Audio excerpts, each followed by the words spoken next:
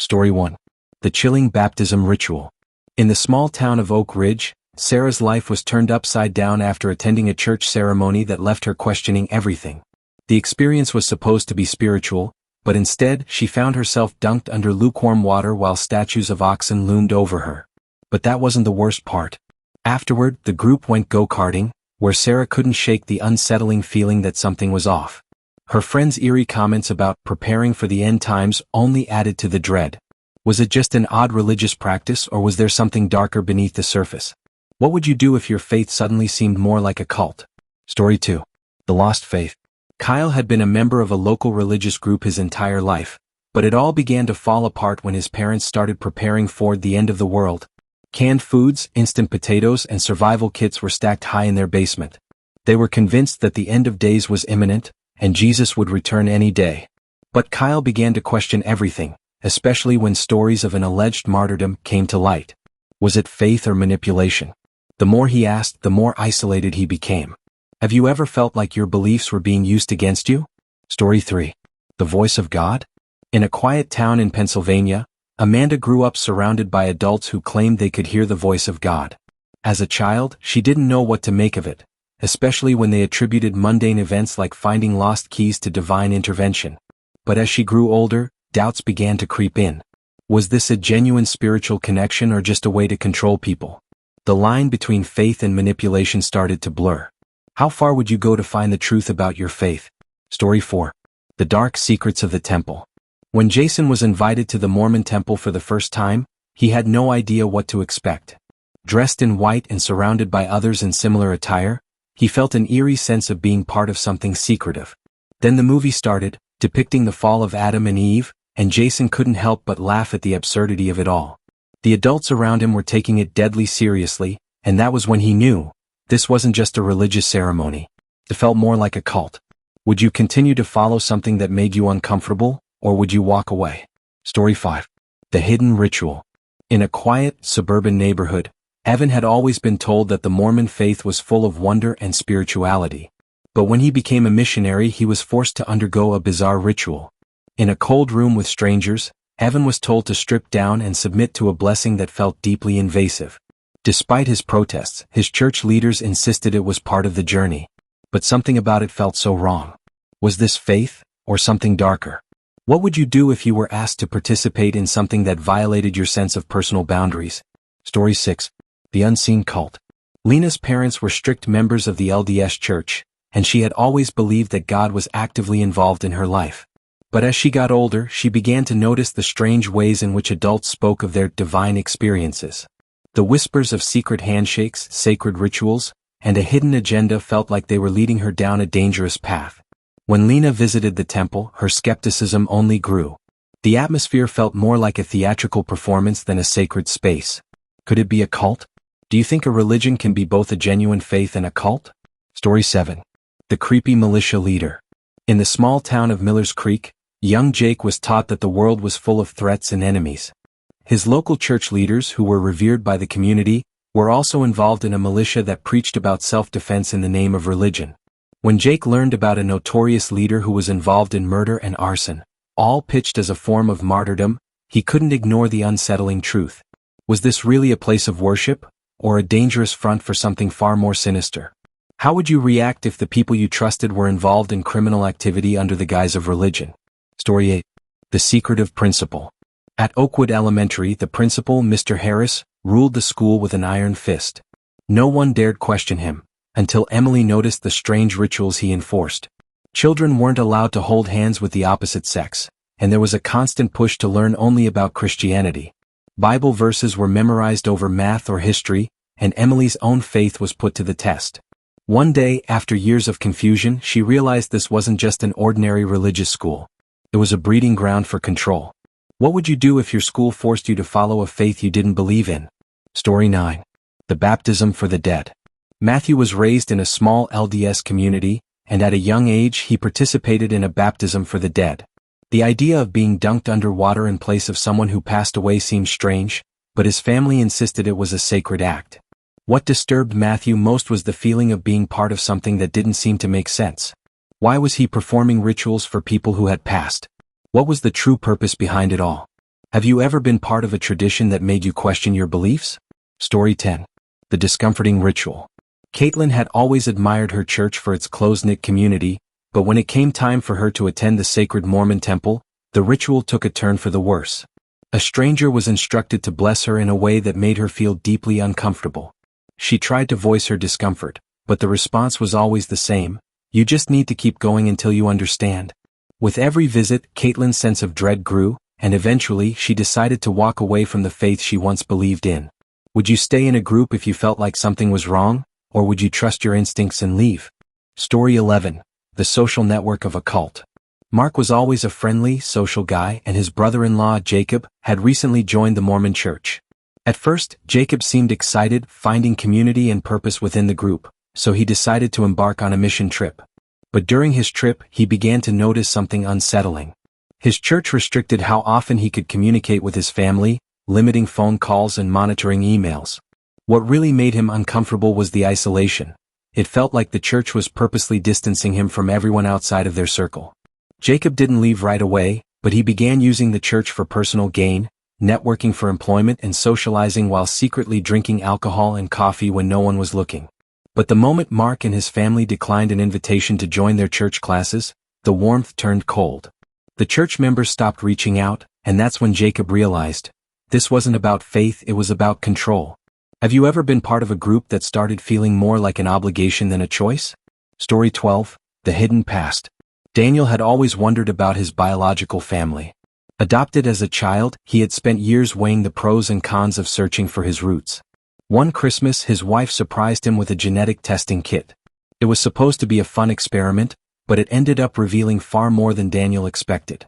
As soon as he took the test, he found a genetic match, his cousin. Reaching out to this newfound relative opened up an unexpected chapter of his life. Daniel learned that his biological mother had been in a relationship with a Jehovah's Witness, which was a forbidden act, so she quietly gave Daniel up for adoption before marrying and having 3 more children. The more they pieced together, the more Daniel realized how much his biological family had been shaped by religious pressure. In the end, he couldn't help but joke that his parents did him a favor by giving him up for adoption, sparing him from a life bound by religious doctrine. But the discovery was not without its emotional complexity. How would you feel if you discovered your family's past was influenced by a religion you didn't know about? Story 13. The moment of realization. Kyle had always been a devoted Mormon, especially in the early days of his relationship with his fiancée. When the time came for him to visit the Mormon temple to receive his endowments, he went with an open mind, hoping for a transformative experience. But everything changed the moment he stepped into the temple. As he sat among his new family members, witnessing the strange chants and rituals, Kyle felt like the rug had been pulled out from under him. He had entered the temple a believer, but he left questioning everything. His relationship, which had once been filled with love, now seemed like a delicate house of cards. Eventually his marriage failed. His wife, caught in a controlling and abusive environment, largely influenced by her in-laws, remained trapped in the same system. Kyle's biggest regret was not finding a way to help her escape. The weight of losing her, coupled with the guilt of his decisions, made every day feel empty. But he knew he had to stand up for what was right, especially for those suffering under the church's oppressive doctrines. Have you ever been in a situation where you had to choose between love and what you knew was right? Story 14. The pressure to conform. Chris was struggling to find his place after transferring to a new college in Pasadena, California. It was there that he met a group from the Church of Christ, a seemingly friendly and welcoming community. At first, their constant affection seemed comforting. But the more he got involved, the more he realized there were hidden expectations. He was soon pressured to share deeply personal information, things that felt too private and sacred to discuss openly. When he asked why they needed these confessions, they told him it was for his own help. But when the questions didn't stop, Chris grew increasingly uncomfortable. One member in particular made him confess to struggles with homosexuality, a question he had no desire to answer. It wasn't long before the group's friendly attitude turned cold once they learned that Chris wouldn't conform to their expectations. Their focus shifted to pushing negativity and personal judgments, and Chris knew it was time to leave. He couldn't continue in a place where control masqueraded as care. Have you ever been pressured into revealing more about yourself than you were comfortable with? Story 15. The cult that never let go. Sophia had been a member of the Mormon faith for nearly 2 decades, and as she looked back, she realized that the church had always been more than just a place of worship. It was a system designed to control every aspect of her life. The church demanded absolute loyalty, whether it was through donations, time, or participation in its increasingly manipulative practices.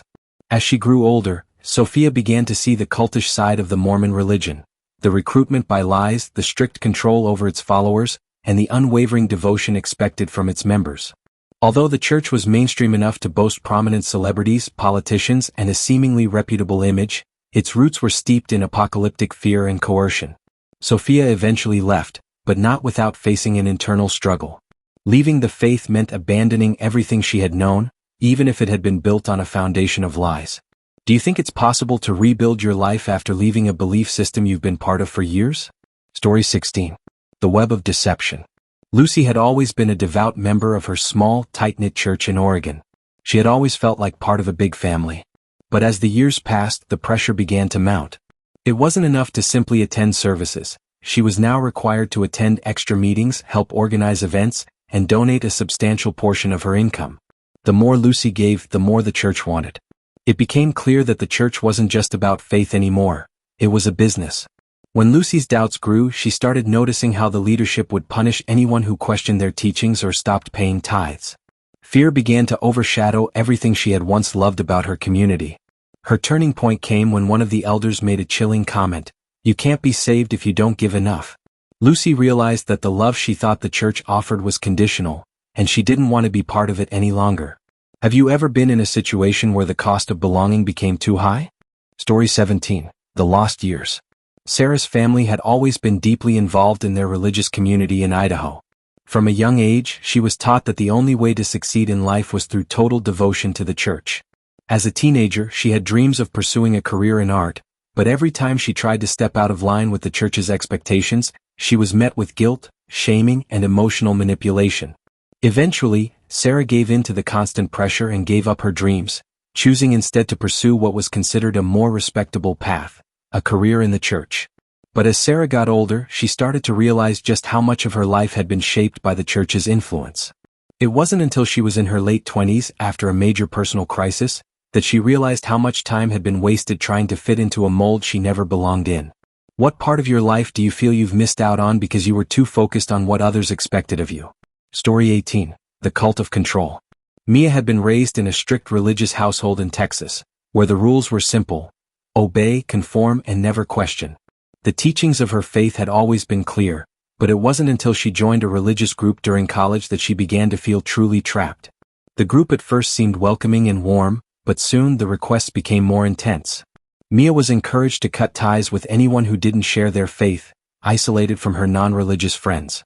The leaders of the group, who had positioned themselves as spiritual guides, seemed to have an eerie amount of control over everyone's lives. When Mia began to question their methods, they told her that doubt was a sign of weakness, a sin. But the more she stayed, the more she noticed strange and manipulative tactics, like guilt trips and emotional blackmail. After a particularly toxic encounter, Mia realized she had to break free, or lose herself completely. Have you ever been part of something that demanded so much from you that you began to lose sight of who you were? Story 19. The Silent Suffering. Jessica had always been told that true faith meant enduring hardship in silence. Raised in a small religious community in Utah, she was taught to ignore her feelings and focus only on the greater good. But over the years, the pressure began to build. Her marriage became increasingly toxic, but Jessica felt trapped, unable to speak out. According to the church, divorce was a sin, and no one outside of the community would understand. Jessica kept silent, struggling with feelings of isolation and despair. It wasn't until a close friend from outside the church opened her eyes to the emotional abuse she had been enduring that Jessica realized she had to leave. Breaking away was terrifying, but it was also freeing.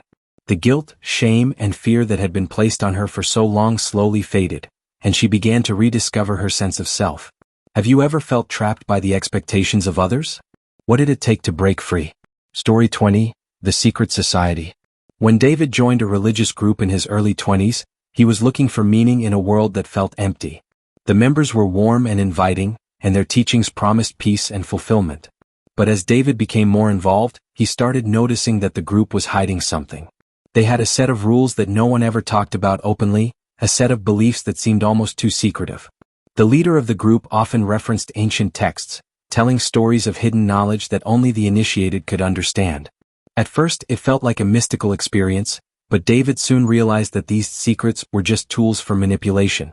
The group used these mysterious teachings to control its members and keep them dependent on the leader. After a series of unsettling events, David made the difficult decision to leave, but not without the fear that the group would come after him. Do you think the pursuit of secret knowledge is ever truly worth the cost of personal freedom? Story 21. The Power of Belief. Natalie had always been a spiritual person, seeking deeper meaning in her life. But when she joined a church in Seattle, her search for purpose took a darker turn. The church leaders encouraged blind faith, insisting that only through them could members find true salvation. It wasn't long before Natalie realized that the church's teachings were filled with contradictions, and the more she tried to ask questions, the more she was told that questioning was a form of spiritual weakness. As the weeks went by, Natalie felt her sense of self slowly eroding. She had once been confident in her beliefs, but now she was unsure of everything. When she tried to talk to others outside of the church, they told her she needed to stay away from worldly distractions. But deep down, Natalie knew something was terribly wrong. She made the choice to walk away, but the decision didn't come without its own set of challenges. When do you think faith crosses the line into something harmful? Story 22. The Weight of Guilt. Ben had always prided himself on being a good person, but when he joined a church group in Miami, everything began to change. The group promised him spiritual enlightenment, but in return they required him to dedicate all of his time and energy to their cause. As Ben's life became consumed by the church's teachings, he felt more and more guilty about the things he was neglecting. His family, his friends, his own happiness. It wasn't until one day when his health began to deteriorate due to the overwhelming stress, that Ben realized just how much he had sacrificed. The church had taught him that everything he did had to be for the glory of their cause, but in doing so, he had lost his sense of self. Ben finally left, but the guilt lingered, as did the fear that he would never be good enough in their eyes. How do you cope with the guilt of stepping away from something that once defined you? Story 23. The Cult Within the Family. Anna's parents had always been strict about their religious beliefs, but when she joined a new church in her mid-20s, things became even more intense. The church's rules were clear: complete submission to God, no questions asked. The teachings became so rigid that Anna was expected to give up her career, her hobbies, and even her friendships in order to better serve the church. The pressure was constant. She tried to maintain a semblance of normalcy, but the rules became too suffocating. When her parents learned she was questioning the church's practices, they disowned her, claiming she was spiritually lost. Anna was heartbroken, but over time she realized that her family's faith was more about control than love. Have you ever had to choose between your family's expectations and your own personal truth? Sometimes the most innocent-seeming stories hide the darkest secrets. And sometimes the people suffering the most are right in front of us, completely unnoticed. Have you ever experienced something that, at first, seemed normal, but later turned out to be something much more chilling? Tell me in the comments below. Let's talk about it. And if you want more stories like this, don't forget to like and subscribe, because trust me, this rabbit hole only goes deeper.